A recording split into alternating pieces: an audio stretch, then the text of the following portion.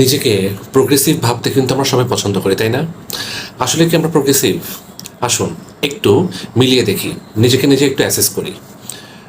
যখন আপনি চারপাশে দেখবেন আপনার পরিচিত কেউ বা অপরিচিত কেউ সেকেন্ড ম্যারেজের কথা আসে, তখনই আমরা ধরে নিই সে মানুষটা খারাপ, এবং আমরা ধরেই নিই যে কোনো না কোনো সমস্যা ছিল। ভাই, সবসময় কোনো মানুষকে খারাপ হওয়া লাগে না। কখনো এই পার্টি ওই পার্টি কার দোষ ছিল, কার সমস্যা ছিল, এগুলো কোনো মানে কনসিডারেশনের মধ্যে আসার কথা না।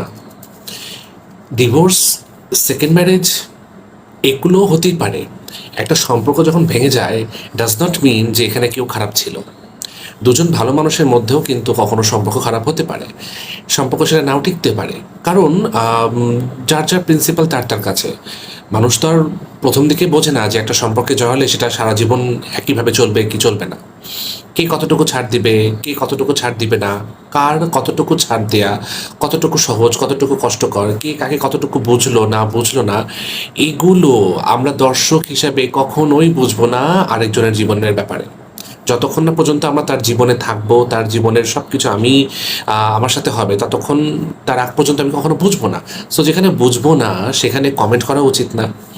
চারপাশে যদি কখনো কেউ কাউকে দেখেন যে কারো সেকেন্ড ম্যারেজ, থার্ড ম্যারেজের জন্য সে আগাচ্ছে, হ্যাঁ, সেই মানুষটাকে সরাসরি দোষ না দিয়ে ধরে নেন যাচ্ছে সে ভালো, তো প্রোগ্রেসিভ, সে আগাচ্ছে, সে তার লাইফের একটা সিদ্ধান্ত নিয়েছে, সে তার সম্পর্কটাতে নেই, নতুন করে আবার আগাতে চাচ্ছে, ভালো তো, তাকে সাধুবাদ জানানো উচিত।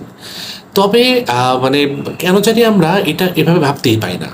যখনই কোনো ডিভোর্সের কথা শুনি, যখনই পরিচিত কারোর মধ্যে একটু সেকেন্ড ম্যারেজের কথা শুনি, ধরেই নেই যে এই মানুষটাই খারাপ ছিল, সম্পর্ক রাখতে পারে নাই, বিয়া টিকায় রাখতে পারে নাই, বউয়ের সাথে ভালো সম্পর্ক রাখতে পারে নাই। আর মেয়েদের ক্ষেত্রে ভাবি যে কেমন মেয়ে ছিল, নিশ্চয়ই মেয়েটার মধ্যে সমস্যা ছিল, স্বামীর সাথে সংসার করতে পারে নাই, সংসার ধরে রাখতে পারে নাই, এর মধ্যে সমস্যা ছিল, না তো ওর মধ্যে সমস্যা ছিল। এই জাজমেন্টটা আমরা এত বেশি করি যে সেই মানুষগুলোকে আমরা সেকেন্ড চান্স নিয়ে সে যে আগাতে চাচ্ছে এই ব্যাপারটাকে আমরা একদমই গুরুত্বহীন করে দিই। সো আমার কথা হচ্ছে, যদি আমি জেনে রাখি যে আমার সামনে কেউ আছে যে সেকেন্ড ম্যারেজ বা ডিভোর্সের দিকে যাচ্ছে, এটা তার লাইফ, সে যদি পরামর্শ চায় দিতে পারি। আদারওয়াইজ তাকে আমার পজিটিভলি অ্যাকসেপ্ট করা উচিত। কোনো রকমের জাজমেন্টে যাওয়া উচিত না। সে খারাপ, ওই পক্ষ খারাপ, এই পক্ষ খারাপ, এটা আমার কাজ না। তার সম্পর্ক কেমন কিভাবে যায় এটা আমি আপনি কোনো দিনও বুঝবো না। আর যেটা বুঝবো না সেটা নিয়ে আমাদের কমেন্ট করারও কোনো অধিকার নেই।